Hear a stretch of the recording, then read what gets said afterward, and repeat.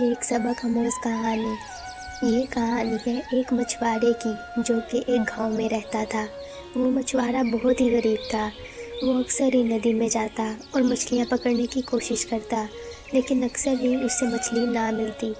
وہ مچھوارا ایسے ہی گھر آ کے بیٹھ جاتا تھا۔ ایک دن وہ مچھوارا یوں ہی اس ندی میں مچھلیاں پکڑنے کے لیے گیا تو اس کی نظر ایک جل پری پہ پڑی۔ وہ جل پری بہت ہی خوبصورت تھی۔ اس جل پری نے اس مچھوارے کی مدد کے لیے اپنے جادو سے کچھ مچھلیاں اس کو دیں۔ وہ مچھوارا ان مچھلیوں کو لے کے اپنے گاؤں میں آیا اور اپنے گھر کے پاس ہی ان سب مچھلیوں کو بیچ دیا۔ وہ مچھوارا کیونکہ بہت ہی نیک تھا، اسی لیے اس جل پری نے اس کی مدد کی تھی۔